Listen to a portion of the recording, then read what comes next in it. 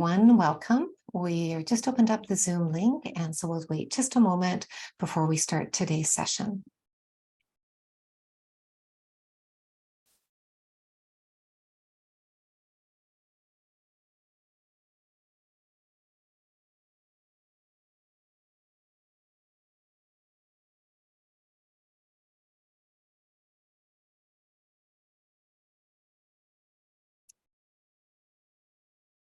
Hello, everyone. Welcome. Bonjour tout le monde. Thank you so much for joining us today. Welcome to our session on Advancing Inclusion in the Workplace webinar, where we will focus on how leaders can share the responsibility to foster inclusivity with management, the board, and other team members. It is so lovely to have all of you here today, so please do take a moment to introduce yourself in the chat while I'm introducing myself to you.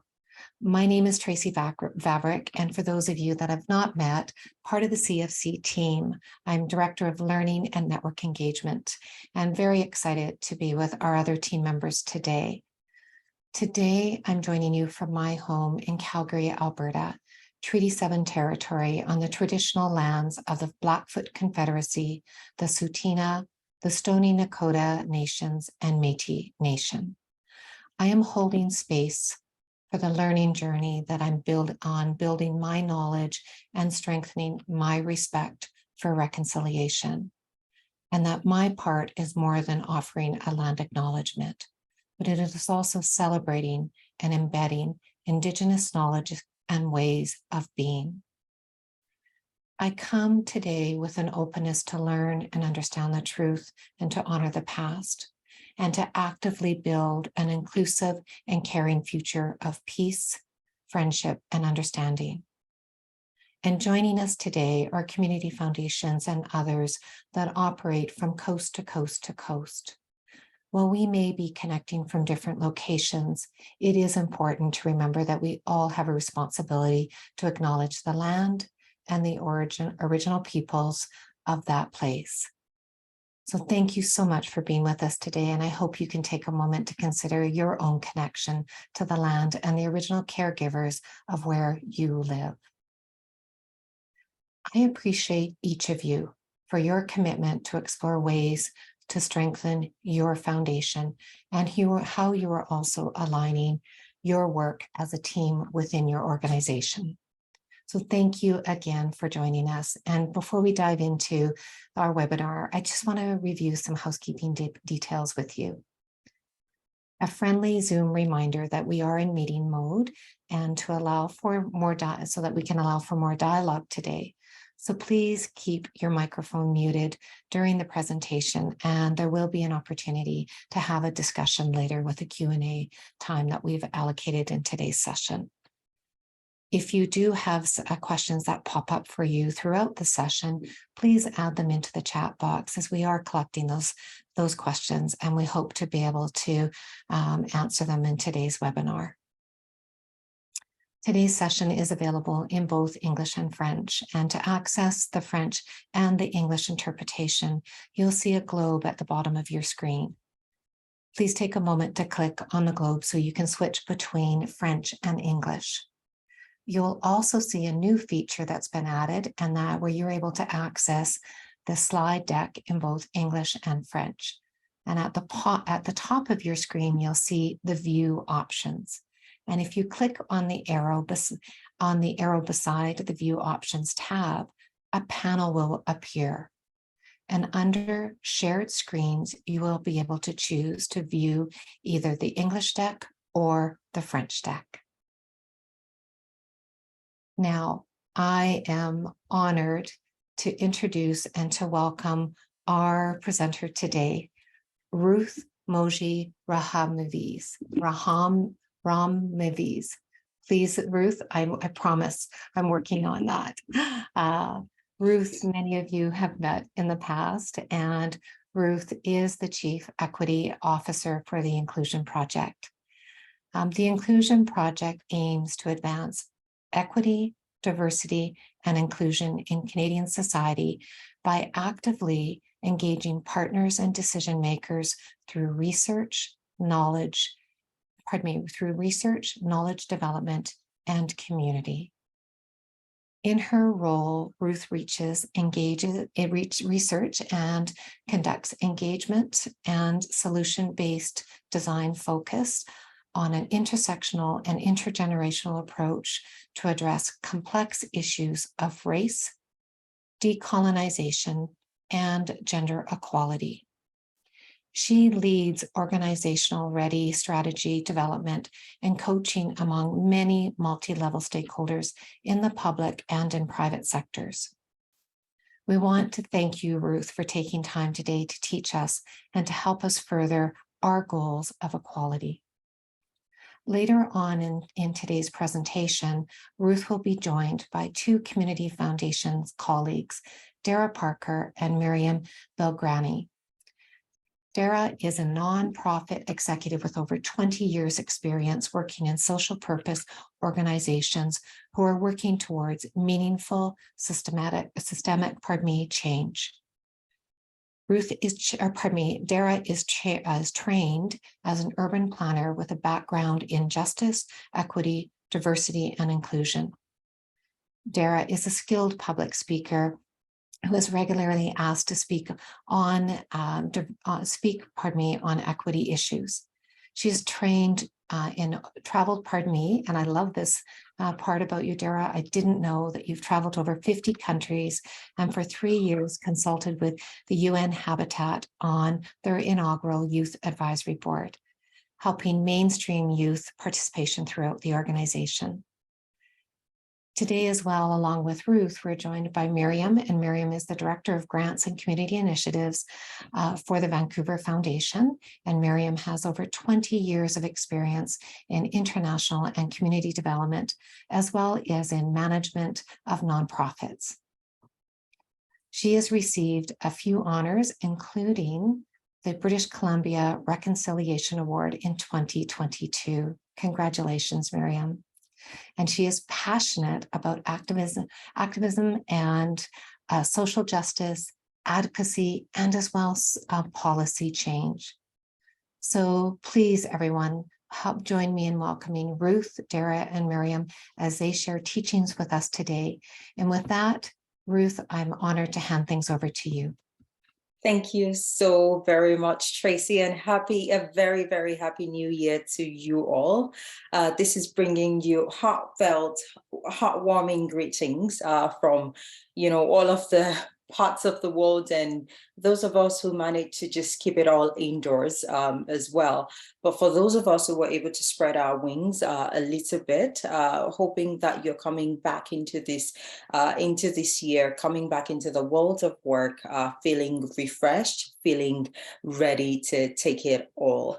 Again, I'm going to say, Tracy, such an honor for me to be here with you today. Tracy, Kelly, Carlton, the rest of the team at the Learning Institute, and of course at the CFC, and more so to everyone who has prioritized this and continues to prioritize the time that we share together on a monthly basis. And for those who would be joining the cohort learning session next week, who continue to prioritize this and see it as important to the journey, the respective journeys that you're on within your different community foundations. We thank you very, very much. Listening to Miriam's and Dara's bios there, I'm just wondering what my place is here right now, because I particularly am very excited to hear from both of them. Dara, for those who may have joined us at different points in the past, you know that Dara is no stranger to us in this place. She's been here with another team member last year to talk about trust-based philanthropy and some of the ways that herself and within the foundation, some of the ways that the team have been leading perspectives and work around equity and inclusion. As well, I'm very excited that Miriam is joining us today. Miriam and I have had the opportunity to interact and to work together in other capacities in the past, and I'm just trying to kind of lay the groundwork and prepare the way for us to share from the wealth of wisdom and knowledge that both of them will be bringing here today. all of that said, as is typical, and as Tracy opened over there, when we do land acknowledgements, it's not just to the extent that we want to do it as something that we do to check the box for each and every one of us. And I can see that in the chat, people are already acknowledging what lands, what territories, unceded and often stolen territories you're joining in from today, and to realize as we go on a journey such as this, that it is because of the histories. So a lot of those histories are not in any way pleasant. It is because of those histories of the lands and the people who have gone ahead of us that you and I, all of us can do the work that we continue to do today, and hopefully we're each doing our own quota to give back and to make a difference and to reflect and ensure that we're being accountable relationally and in all the ways that it really counts, that we're really accountable to the stewards and holders of this land. The home for us, our home, adopted home, is that of the Lekwungen speaking peoples of the Songhees and Esquimalt nations, otherwise known as Victoria, British Columbia. As well, we have team members who work from different parts of the country, including the lands of the Anishinaabe Algonquin Nation. I bring you greetings from all of these places, and again, just very grateful for the opportunity that I get to have the kinds of interactions that we have when we come together. As Tracy mentioned at the beginning, the chat function is a place that we can just keep active as we go, both in terms of introducing yourself, telling us a bit about where you're joining in from, and also maybe what you're bringing into this space today. And because of the nature of this medium that we're using, it really, as much as it allows us to talk, it can get in the way of interaction. So if at any point you hear something that stands out to you, if there's something that resonates with some of the work that you're doing or leading within your community foundation, or something that's a question or a question mark that you would want us to come to at a later time, we implore you to please use the Q&A, the chat function, and just drop those messages, drop those questions in there. And towards the end of this, towards the end of the discussion and the interaction with Dara and Miriam, at the end of this, we'll be getting to those questions as well. So as much as we can, let's work around the technology and make this as interactive as we possibly can. For those who, I'm sure everyone in the room actually did register, so you know that the theme of our discussion, the topic that we're discussing around today is advancing inclusion in the workplace.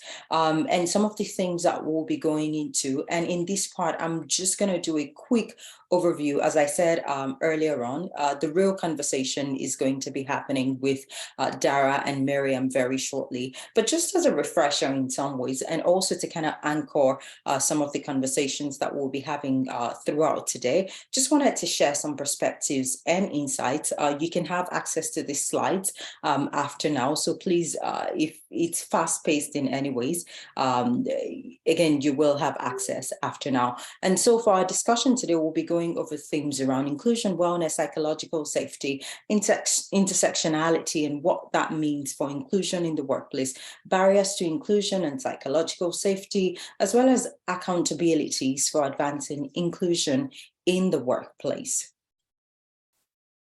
In the light of that, one of the definitions that I think, as much as it's really health focused, I think it works for a working definition of what we need to, what we can kind of gather around. This is a definition from the World Health Organization about what a healthy workplace is. And it talks about one in which leaders and employees collaborate through a continual improvement process to protect and promote the health, safety, and well-being of employees and the sustainability of the workplace.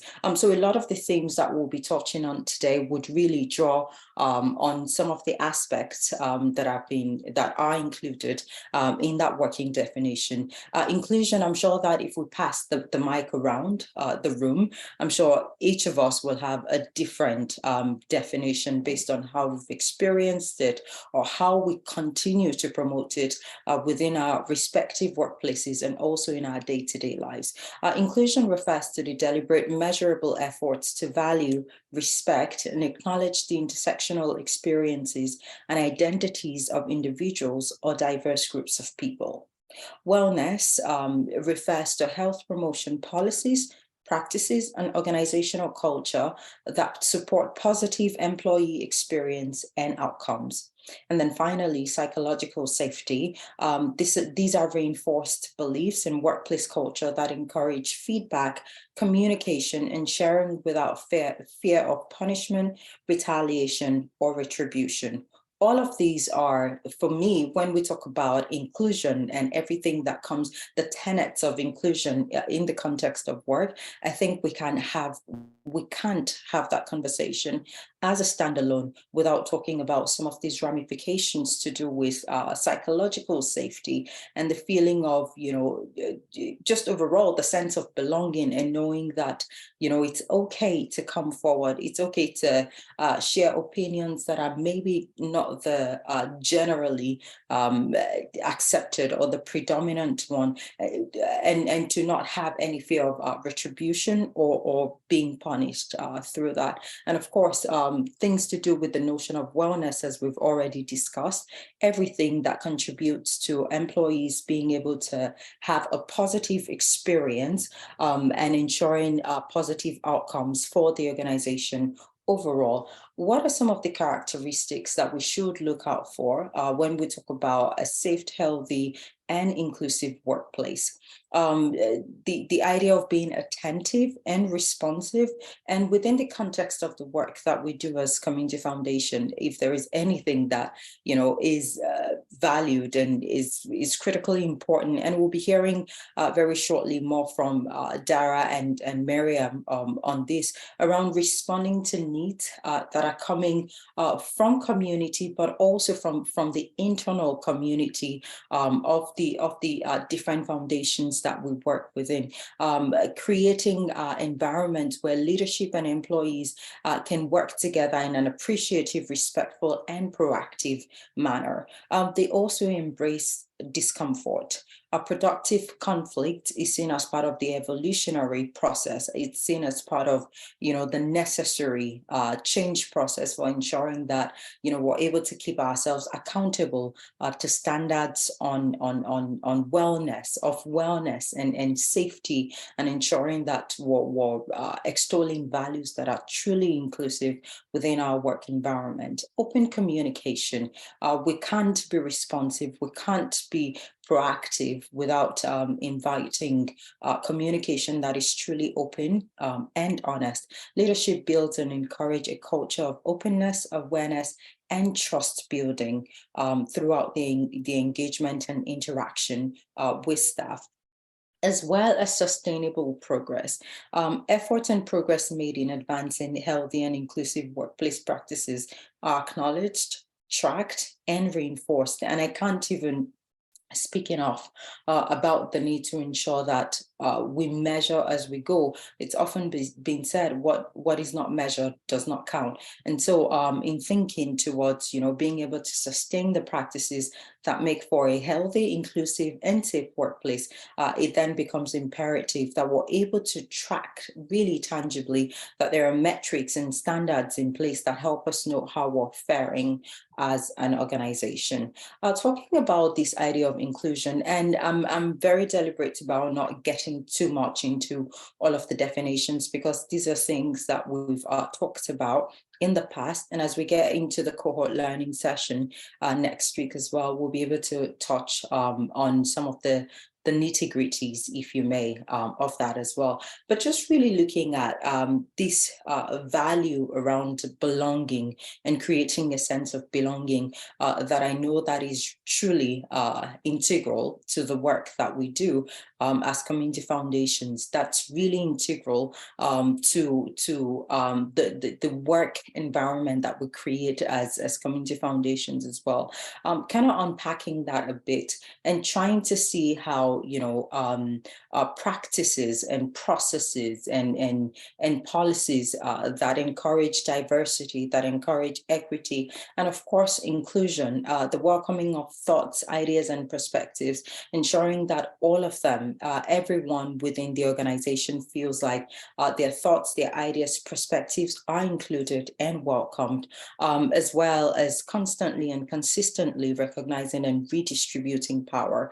We can't talk about, an inclusive workplace without getting into notions of power and how to share and redistribute. Again, another thing that we'll be hearing more about as we move forward. And just as a reminder on this note of intersectionality as well, as we think about inclusion, as we think about measuring our progress in this regard, one of the areas that we need to really pay keen focus, keen attention to is in ensuring that we're constantly working towards an environment where people can bring in intersecting, interacting layers and dimensions to who they are, to what their identities are comprised of as we go through this. And of course, a number of us would be familiar with the fact that the idea of intersectionality is one that's been touted by Kimberly Crenshaw.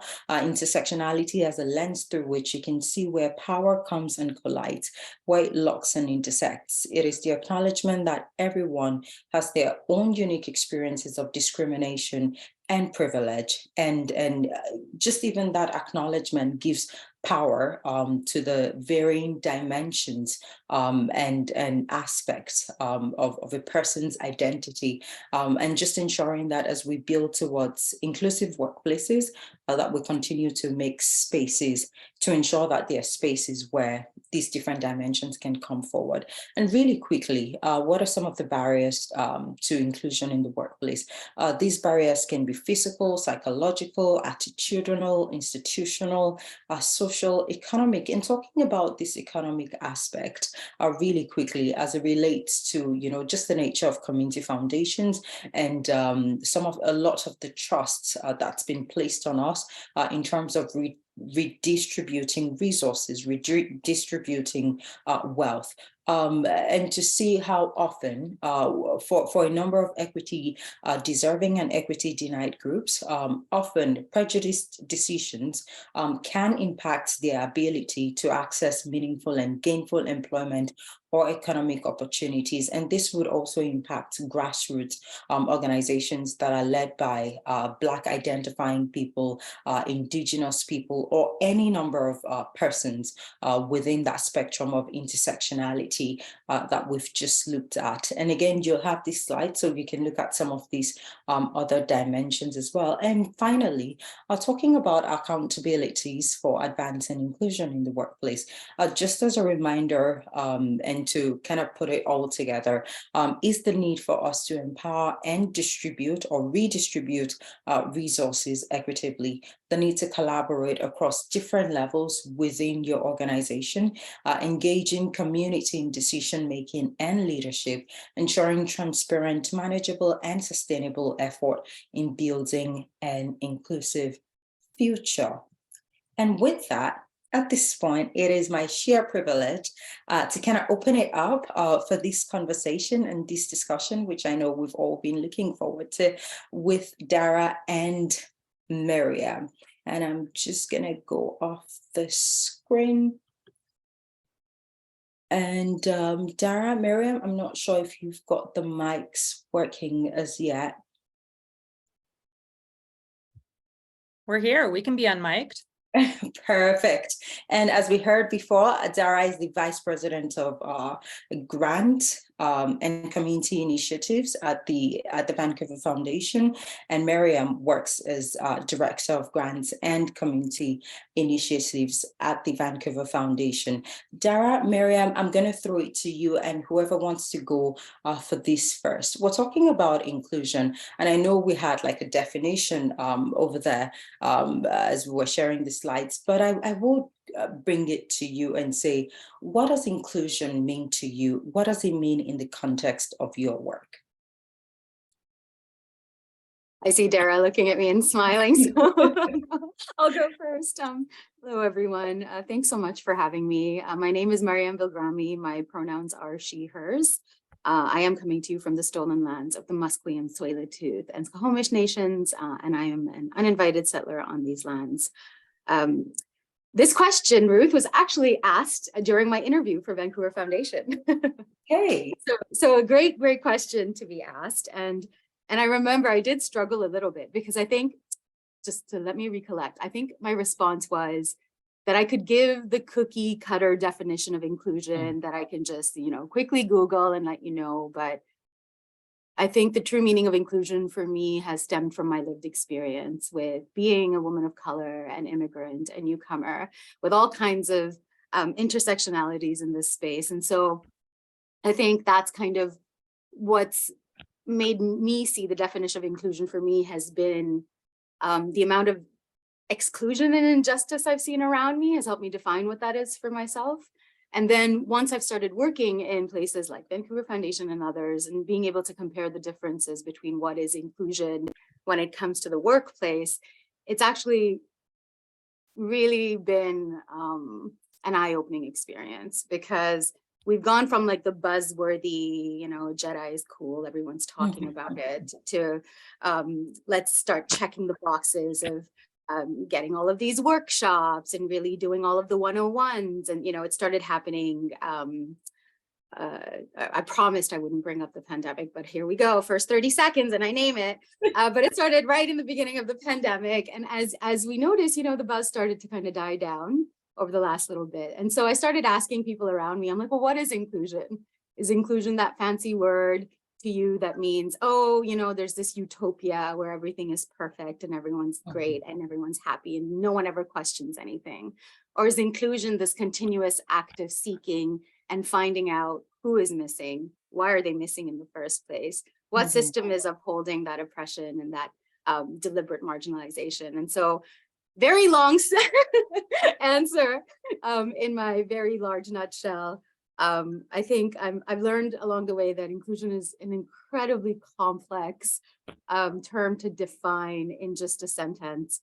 And it's very, very specific to people's experiences and the situation that you ask. So apologies, I don't have like a clear, beautiful black and white answer. No, Miriam, I think you talked about the complexity, and that's exactly what you just brought forward. It's complex, it's messy, it's all of that. So I thought that was brilliant. Dara, do you have some insights to share with us as well? Well, obviously that's the right answer if you want to get hired at Vancouver Foundation. So I hope you were taking notes, everyone. There's a clear-cut answer. I'm teasing. I agree that it is a complex subject. One way I would personally reflect on that is, I think an obvious indicator might be if you feel a sense of belonging in your own workplace. And I would complicate that proposition by suggesting that reflecting on your own social location. So if I'm talking about myself and I look at the dominant identities I hold, my whiteness, my cisgenderedness, my ability, the class status that I bring to the work, my title, systems are generally designed to make me feel comfortable and included. And so I think an interesting indicator around inclusion is not just looking at yourself, or looking at yourself in the context of, are there things that actually make me pause and stop and question? Are there moments of discomfort because I don't know how to do a land honoring? That's not part of the culture that I come from. I actually think those are really interesting indicators that might start to help you assess, are you in an inclusive environment? Because we all bring these complex identities, these social locations to work. And so if you are constantly comfortable and understand everything that's happening, probably other people don't, and that's probably not the most inclusive workplace. Oh my goodness, between what you've just shared, Dara, and that lived experience perspective that Miriam brought, I can't think of a better way to kind of eat this this big elephant.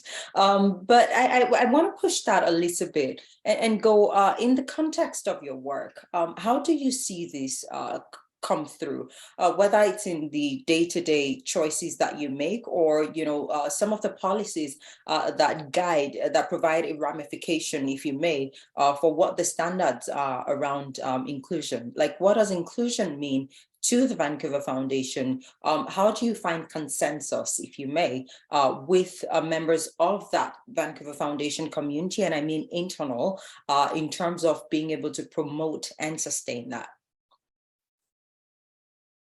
Mariam, I'm going to look back to you. You want to kick us off? Sure. So, I mean, there's a few things that I, just so folks know, I've been with Vancouver Foundation for just about 6 months now. And in the last 6 months, being somebody who's very new to the organization, I've kind of had that opportunity to like dig and ask the big questions and see where folks are at. I'm also part of our JEDI committee. And, within just the last 6 months alone, and I'm sure Dara will also talk about these, but there's some very concrete examples that I've seen the organization kind of take a stance on and actually bring into policy and practice to really further their commitment towards inclusion for us. And by us, I mean as all of us employees that are working there. So one of the things that actually, Dara, do you want to give the examples? Do you want to start off and I can start like jumping? Sure. Yeah, this is inclusion in action, Mariam, just each other in the answer.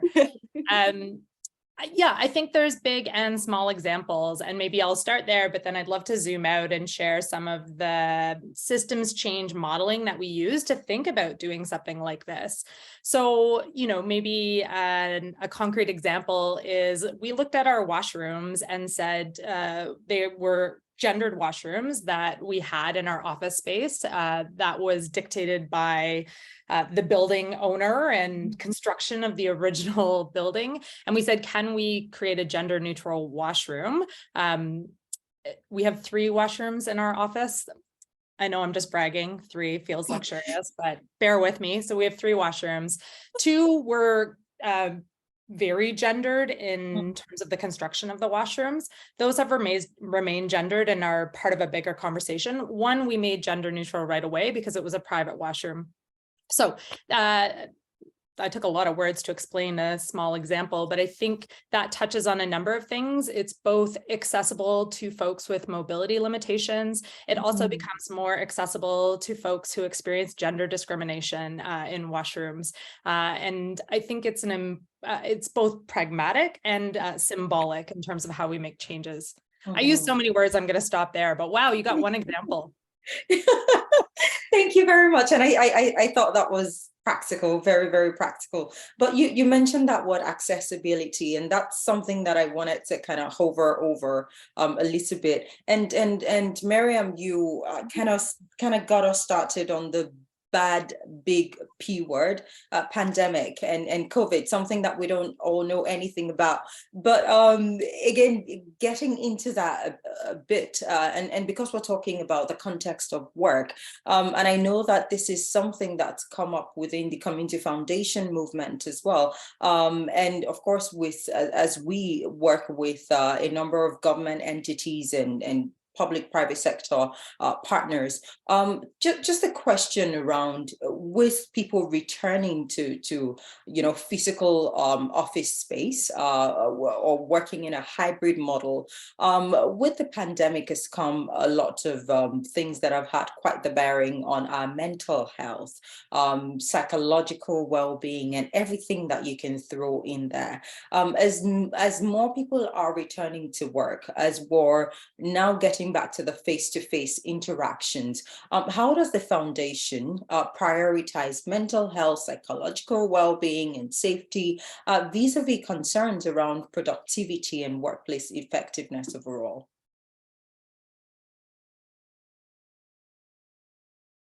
One of the examples I'd love to share that was very unique that I realized as soon as I started at VF was the intentionality of building in time for reflection and rest. And that's something that I have never seen. And in all of the, like my bio is like all these years of work, I have actually never seen it. I've seen a lot of talk about it, but I haven't seen it go from talk into action. So the intentionality of taking this idea and this concept, we'd like to do this, and then really converting it into pragmatic, actionable, into pragmatic, actionable things. And so, and I think that's what Dara was referring to when she talked about how we systemically we're able to bring in some of the changes and the ideas around where, you know, what do we want to do as an organization, and then how are we going to get there? And so this was definitely something that I am seeing in action, into play. There's a lot of conversation around what are the things that we're going to say no to and why. And I guess, you know, and that obviously just leads us back to like the purpose of what we're doing and really understanding what that is,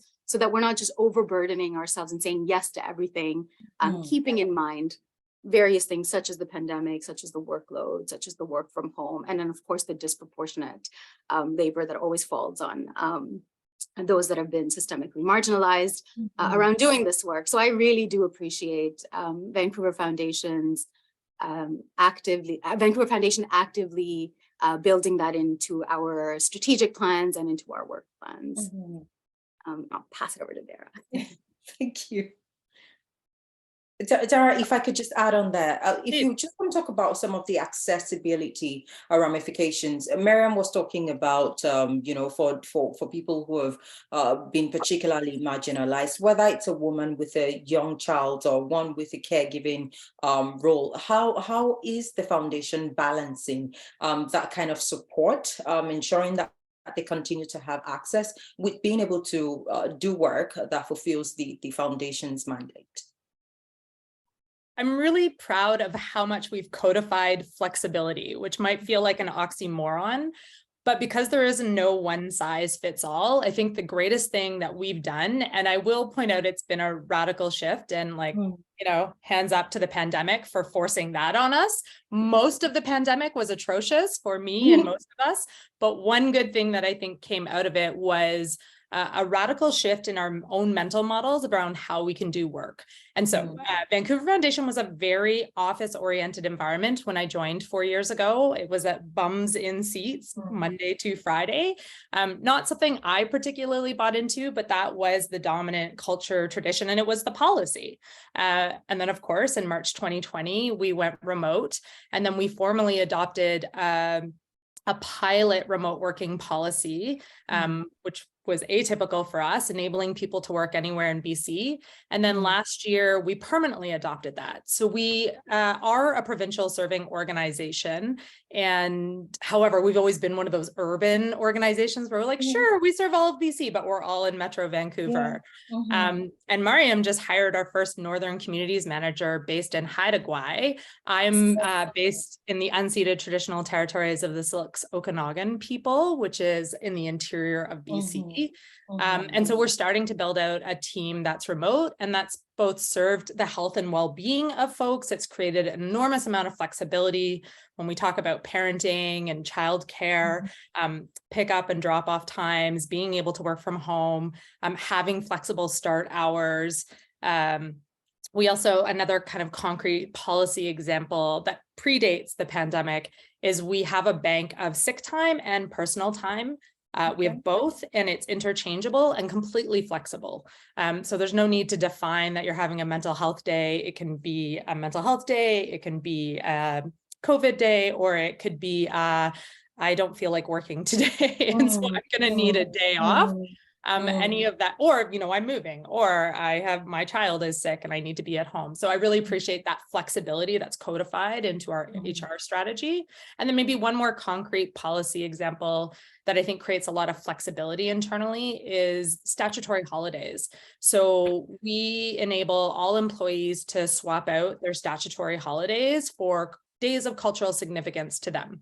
We recognize that the Canadian calendar is built around a dominant Euro-Christian centric identity that doesn't serve so many of us. And so that's been a policy that we've had for some time, where you can take whatever day of cultural significance and take that day off and work the statutory holiday instead. Oh, that's I'd love to give a concrete example of that happening, if that's okay. Simply because it's really dear to my heart. But when we were given the day off for the mourning for the Queen, I chose not to take that day off, and we were given, Vancouver Foundation gave us the option. They said for those who would like to take the day off, go ahead, and for those who don't, they can take it on a day that works for them.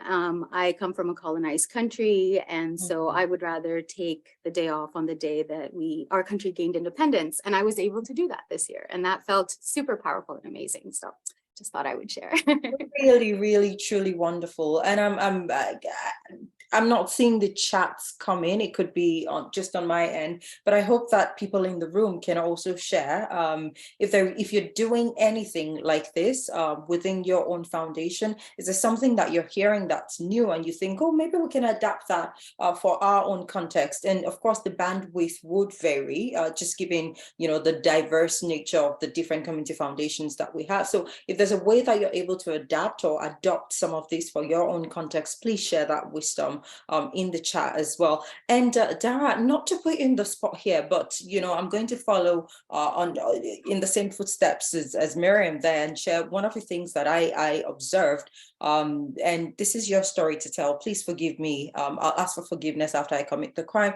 But you will recall last year, I think it was in the fall of last year, where you were sharing with the board and the committees as well around you've had this conversation with leadership and you're taking some time. And I'm not going to share too much. If there's anything you want to share further around that, but just to know that there was that kind of flexibility. You called it codified flexibility, and I think that really does exemplify what I observed there. To see an organization within civil society that's leading in that way, I thought it was just remarkable. So just a reflection that I wanted to share.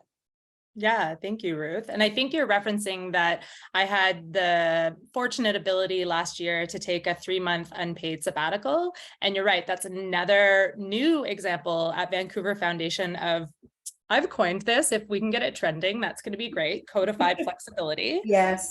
Does that make sense? I feel really proud of myself, but maybe I should check my own confidence. And so we've adopted a policy at Vancouver Foundation, knowing that life happens, good and more challenging things happen in all of our lives. And so by creating a policy where any employee who's served a minimum of 2 years at Vancouver Foundation can take an unpaid leave for up to 3 months. And so that just also creates a little more flexibility within the organization. And I love testing our new policies. So I was like, yes, I will move to the Okanagan. Yes, I will take a 3-month sabbatical.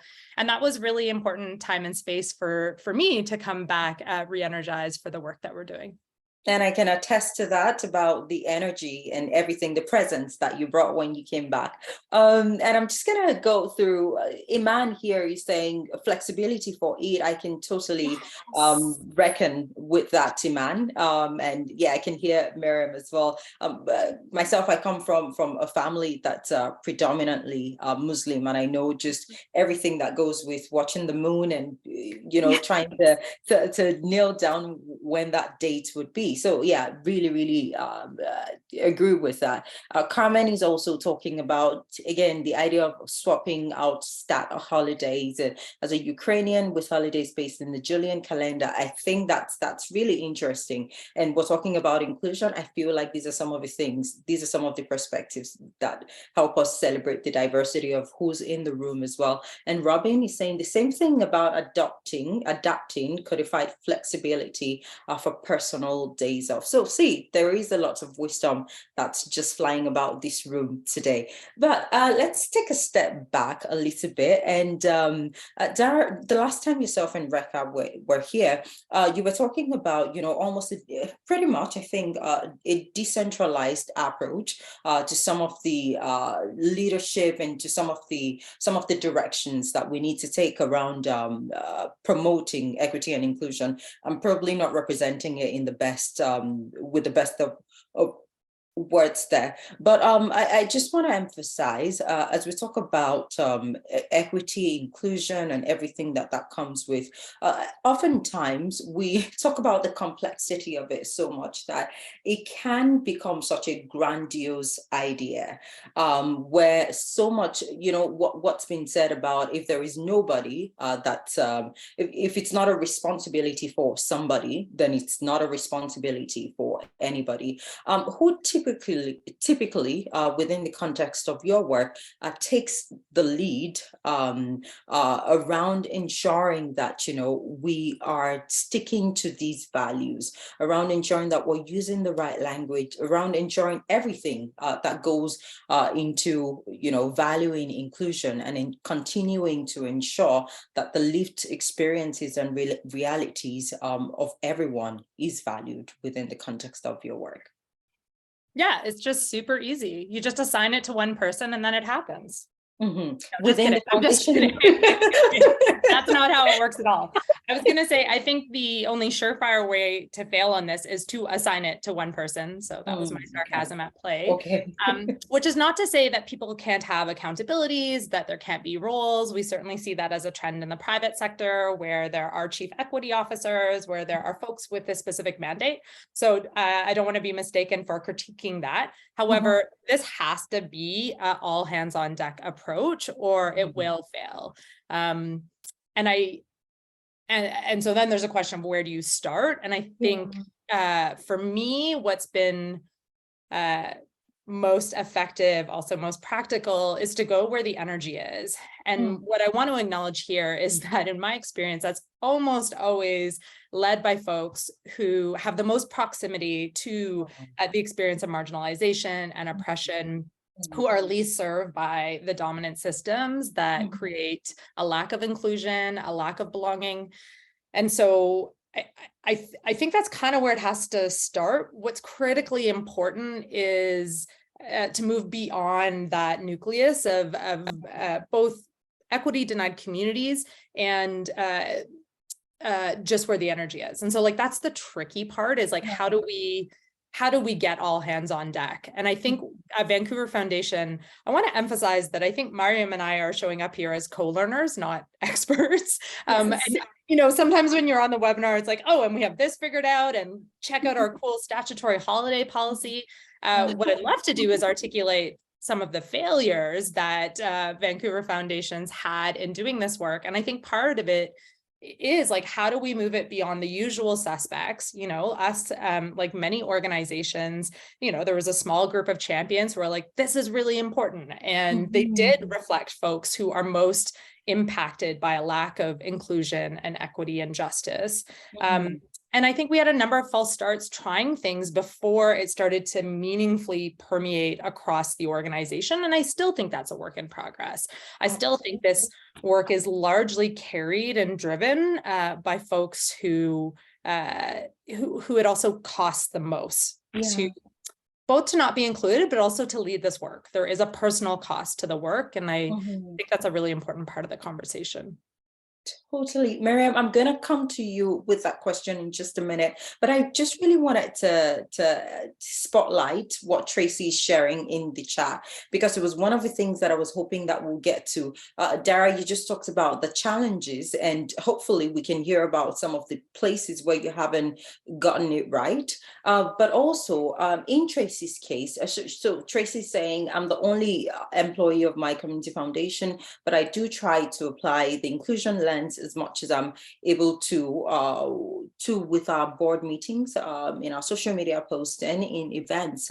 It can be challenging though. First of all, thank you, Tracy, for mentioning those specific ways that you're bringing it in. And I think Carlton, Tracy, for Tracy Barber, I think we already have someone that we should be speaking with for some of our subsequent ones, because I think it's really important that we look at this grandiose idea within an entity such as the Vancouver Foundation, but also with community foundations that maybe are not as resourced as the Vancouver Foundation, but also have the same desire, the same imperative to want to do things differently. So Mariam, coming back to you, and maybe if you can speak a bit more to what Dara was hinting at there around some of the challenges that you face in terms of executing this. Of course, and I really appreciate Dara for sharing that, because you're right, you know, when 2 people, 3 people get on a screen and are asked to speak, suddenly they've become the experts, and I'd never want to ever make anyone think that that's how I feel, because I don't. Like, it's just an everyday thing. Every single day there's something new, you learn something new. And the complexities, I mean, there's various complexities, right? Everything from just not having enough time to also the fatigue, like, you know, as a person of color, I am exhausted too. So there's that mix of, you know, the complexities, the exhaustion, and then the what do we do first, right? Like it's that deer in headlights moment where you're just kind of so scared that you're like, okay, what do we do first? But and no, not but and our Jedi committee has a bunch of people that have that energy. So like Dara said, there, you know, there's energy to do the work. There's folks that are represented on this committee from, you know, the executive level, the senior leadership level, from various departments. So we have, and we're also seeking more representation. So our committee is growing. And then those are the questions that we kind of always come back to, right? We don't want to make the wrong move, but we don't want to do nothing. And so that complexity of making sure that you take the time to do the right thing, and working alongside our own inner needs for urgency and getting things done quickly. Yeah. So working with that complexity as well. So it's taken a while for us to even as a group get to the point of where like, okay, how do we bring things to the table, creating our own guidelines even of like, how do we engage with each other as a committee? What do we do? What is the work that we do? What do we focus on? How do we ensure that we're actually, you know, representing the whole organization, because that's what we're meant to be doing as individuals on the committee. So there's a lot of questions and complexities that come from it. And also the piece around bandwagoning. So we've asked ourselves a lot of times, we're like, is this the new fancy, you know, shiny thing that we're into? Or is it something really meaningful that's going to be addressing the priorities that we've committed to really be an like a truly inclusive organization? So it's this, unfortunately, it's a constant circle of just trying and questioning, and being okay with screwing up. I feel like that's my favorite thing about Vancouver Foundation is like, we're given so much space and safety to make a mistake. And it's not even, and it's something that we're encouraged to do. We're encouraged to disagree. We're encouraged to make mistakes and talk about what happened and learn from them. And I think that that whole idea of creating that safety, even around the Jedi work, has actually really helped. So it's almost like this creating a culture of safety to say, yes, even Jedi is going to get it wrong, and that's okay. And we will admit it. And we've done that. You know, we've come forward and said, we did this, we didn't do it well enough, and we're going to make a change. And the accountability of it, I think at the end of the day, is what matters the most. And there's strong structures of accountability, which can be improved. Don't get me wrong. I'm not saying they're perfect, but we're getting there. Absolutely. And I think without even trying to, and I know you say you're not the experts, but you bring some expertise into the room today. Without even trying to, you just defined what psychological safety looks like, feels like within the context of the work that you do at the foundation. I see something here from Iman, and this is, you know, I guess getting us to kind of unpack, that's not the word, to kind of push the frontiers. We've been focusing really internally we've been focusing a lot on our internal community, but given the work of the Community Foundation, we also have to look outside, and looking at a prime example here. So Mariam, you say you've been at the foundation for 6 months, but again, if we look at the track record that you have, I'm sure it's all of that work that you've done at the grassroots level that's afforded you this space. And I think good for the Vancouver Foundation that they're able to tap into everything that you bring and everything that you've learned from the community as well. But in an instance like this, as Iman is describing, where, you know, finding that consensus in terms of finding the direction that the community wants to go as it relates to these issues, maybe in instances where the predominant power structure or how members of the community sees itself is not one that's particularly aligned with the values, that everything that we've described around, you know, what inclusion means to us, the social proximity and everything to some of these issues. How do you deal with that? And I would layer that with saying, I know from working from some of the work that I've done with the Vancouver Foundation, that the Vancouver Foundation is constantly in conversation, interacting with the community. I think a lot of the policies that are happening internally are also reflecting what the interactions that are happening on the outside. But in this instance, have you had instances where the community is going in a direction that you think maybe might not be aligned with these values? Or if that's not the case, what should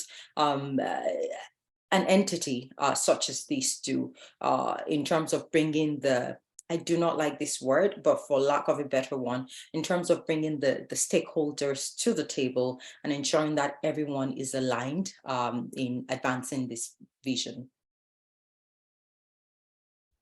Wow, that's a big question. And I would love to be able to reflect on some of the other work that I've done in community to be able to respond to this, because Iman, what you have said, and I hope I'm saying your name correctly, Iman, what you have said really hit home, because I have felt exactly this. It's been very difficult to work in specific communities that are, specifically male dominated. And it's, especially when you are trying to take the values that that we just discussed here and bring them into the work that you do in a meaningful way that hopefully creates systemic change. The thing that I did first and foremost very quickly was to seek out accomplices. Immediately, like I wasn't looking for allies. I knew that most people were allies. They had the thoughts, they had the intention, but I needed somebody that was going to do the work with me. And so I started seeking out accomplices and really trying to figure out, trying to see what the playing field was like, for the lack of a better way. I hate using sports references. Sorry, I'm not a sports person. I love sports references. More I know. I totally did it for you there. So inclusion. Okay. So it was this thing of like, I'm like, okay, I can't do this on my own. I need accomplices, and I need leadership to kind of give me carte blanche autonomy to do and say what I need to do and say to be able to do what I need to get done. So if you're going to expect me to be quiet and diplomatic and a yes person, then you're not going to get the best out of me or the work that I do. And so when I was able to get a few of those things aligned, it was a slow and painful process. So I don't want to make it sound like, oh, that's it. That's all it took was to get the accomplices and get it going, or to have leadership buy-in. Absolutely not. Also, I do come from the nonprofit sector. So, there's scarcity of time, money, people. So even just to get to the point where you're saying, let me take 5 steps back, do some knowledge mobilization around, what I'm talking about, the work that I would like to talk about, the inclusivity or the policies or the practices. And really, at the end of it, what ended up working for me was literally bringing people to the table and using the concepts of human and equity-centered design and convincing them that they're the ones who thought of these amazing new initiatives that are super inclusive. So literally, like, gently nudging, how you gently nudge a toddler to like eat their greens. It was kind of like that, where you don't force it, you don't push it into those spaces. And everything did have to align for me to still even be able to do a little bit of the work that I was able to do to really push for the inclusiveness. Because even for the folks with the best of intentions, if they're not truly seeking change, they're the ones that I find cause the most harm. They're the most dangerous ones. They're the ones that Dr. King referred to as the moderates, right? They're the ones that really make you feel that, you are safe because their intentions are wonderful and they're good people, but then they actually end up causing you more harm by doing nothing and feel like they're with you. So I feel for you, Iman. I'm sorry, it must be difficult, but I want you to know that once, finding the right accomplices and finding that perfect sweet spot of everything like fitting together, it does galvanize and get that momentum and get the work started. And it's not easy and it's exhausting, and kudos to you for trying. Oh, thank you. Thank you very much, Mariam. I thought you did justice to that. But to kind of take that in a different direction, and I don't even necessarily want to say, looking up a bit. Dara, I know we've had some opportunities to interact at the committee level. And I just wonder, in terms of relating to the board, or in terms of getting that buy-in from the board, what kinds of pushback? If any, what kinds of support have you found? What has worked best in terms of getting the board to really be behind initiatives that promote equity and inclusion? I can share some failures here. I've been looking Mhm. forward to highlighting some failures. And then maybe I can try and round it out with where I think we've made some progress. So it's complicated. And I also don't think there's a one size fits all. I appreciate the comments in the chat because context matters a lot, where you're located in Canada, the size of your organization, all of that matters. And this is a team effort, or I'm suggesting it needs to be a team effort if you want to advance things. But if you're the only staff person, then that team needs to be outside of staff. If you are the only person of color in your organization, you need to find those accomplices, not allies. Yes, I like that yes. active language, Mariam. You need to find those folks in other places. And I'm thinking about that because I think the examples I provide around board engagement will also be contextual to your location, your organization. One failure was around language. A few years ago when we were doing this work, some of the language that felt really common among the champions who were talking about justice, equity, and diversity and inclusion was new and more controversial at the board level. And so what we found is that the staff got ahead of the board because it was comfortable language for us, and then it became uncomfortable language for the board. And so when we were doing some work out responding to community, we realized that we hadn't properly engaged the board to come along on that journey. So we slowed it down.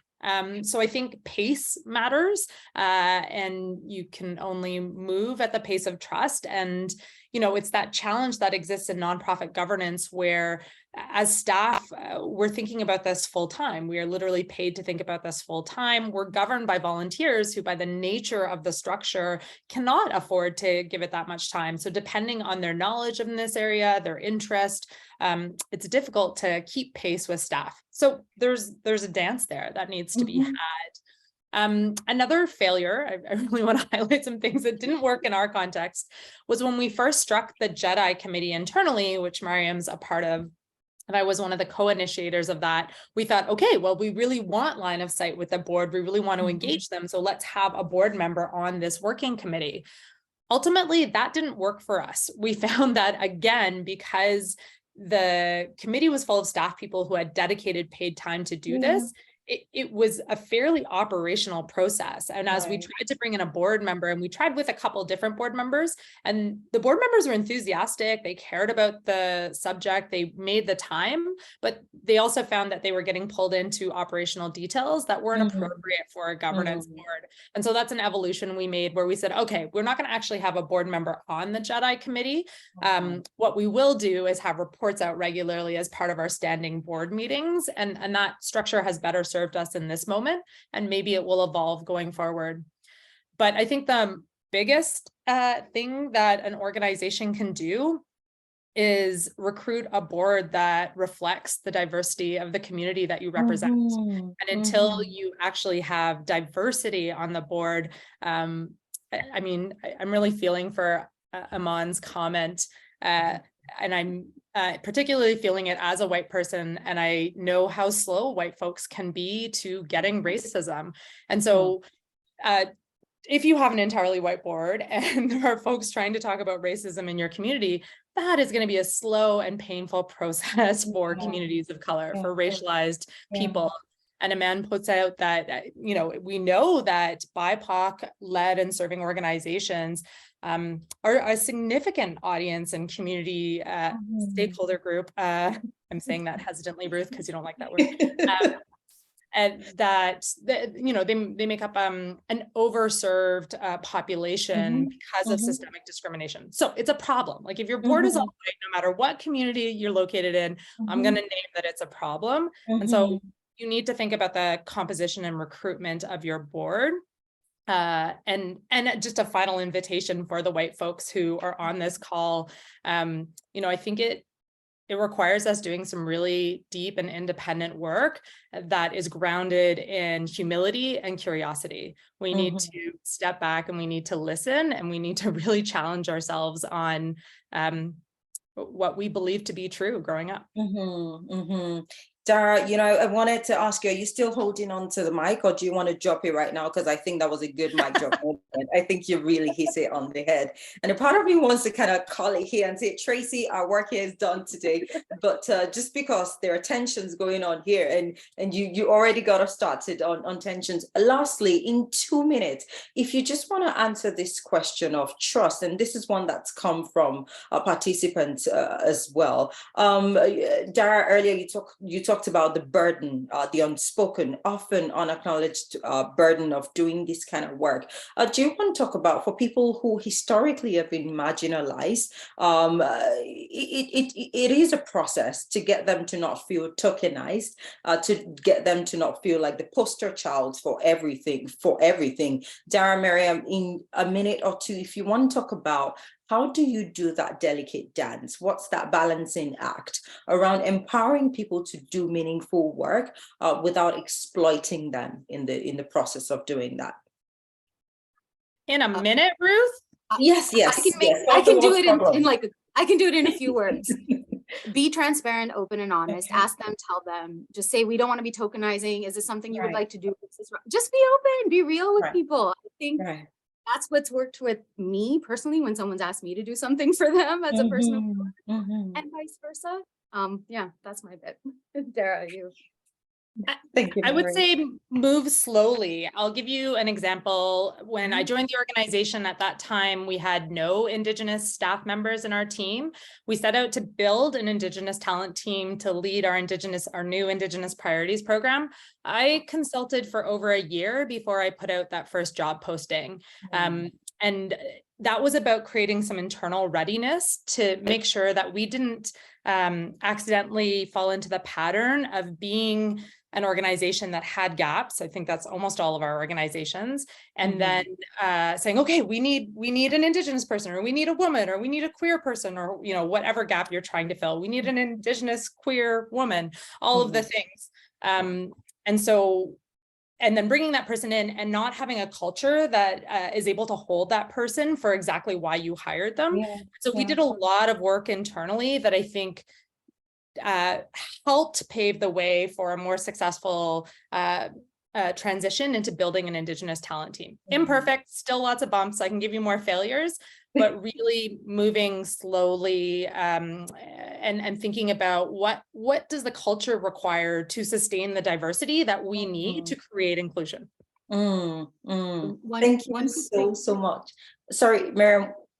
Yeah, I just wanted to say, if you're worried about tokenizing, just ask yourself that one question, like, why am I asking this person? Like, really, why have I asked this person to do the thing? Ask yourself it, and ask yourself it at least 2 or 3 times, and you will be able to get your answer.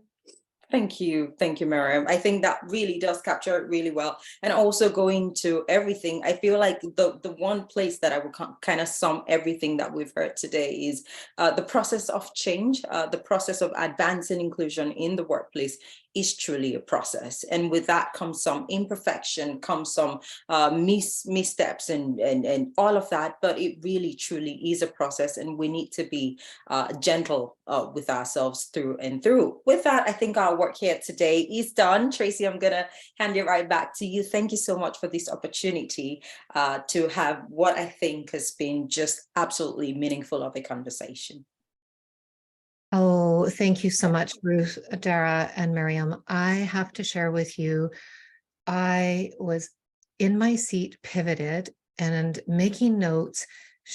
And Dara, you know where I come from and you understand my journey I'm on. And I share with you that my toolbox filled up immense today.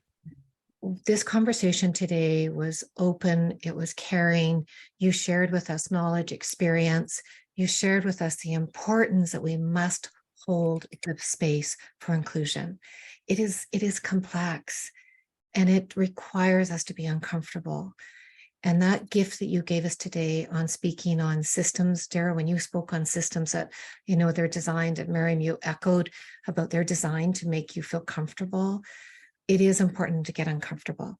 And it is important to build intentionality into action in all parts of our work, from the bathrooms, operations, to governance. That lived experience today, I just share with you.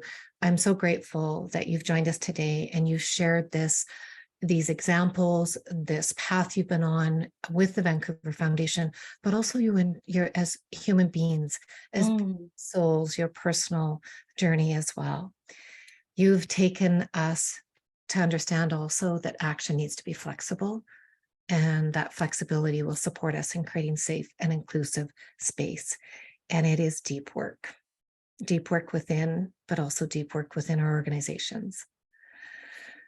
I know from the comments I saw in the chat, and I have had conversations with many of your peers that are with us today, this is a learning experience, and they're extremely grateful for you sharing with us today and for you helping us, each of us, to understand what we need to do to be all hands on deck and to go forward. So I very much appreciate your reflections, very much appreciate your hard work, but I also appreciate you being open, authentic, and honest with us today. And it's okay to make mistakes. So as we continue to reflect and go forward, we have hard work ahead of us, and it doesn't stop today just because we filled up our toolbox a little more. It is ongoing work. And so it's complicated, but it matters. So thank you again, all three of you, Ruth, Dara, and Miriam. Thank you so much for sharing with our colleagues that are with us today, but also for sharing your very personal path that you've been on. And as I also want to express my deep appreciation to each of the community foundations that have joined us today, and also many from the sector that are part of today's discussion. We appreciate each of you and your commitment to learning, but again, also to building a stronger path towards equity. And we will continue to connect. We'll be following up with an email following the this webinar with pardon me, lost my tongue there, with a copy of the recording and as well as the slide deck so that you can share those with your teams and help to strengthen in other ways within your organizations. We do have a poll for you. So before you sign off today, please take a moment to complete the poll that is up at this time. Your voice is important to us, and the responses that we receive in the polls helps us to ensure that we continue to provide webinars that are informative, but also important to your work and of interest to you. As well, in the chat, you'll see we are also inviting you to join us for our next Communities for Gender Equality Work event, which will be Gender Lens Investing. So please see the link that is in the chat at this time to register. Please also continue to watch our Community Foundations of Canada events page, and also as well for Community Foundation members, if you have not signed up for my newsletter, please do so via the link that we're sharing with you at this time. This will ensure that you're up to date with events and activities and resources that are relevant for specifically community foundations and their work. Again, my deep appreciation and gratitude to everyone, for our presenters and everyone that's joined us today. Please take time to reflect on today's webinar, hold space for the learning that you've gone through today, and look at where you're going next. Build that very intentional plan to go forward. We look forward to seeing you at our next event, and please stay well, everyone. All the best.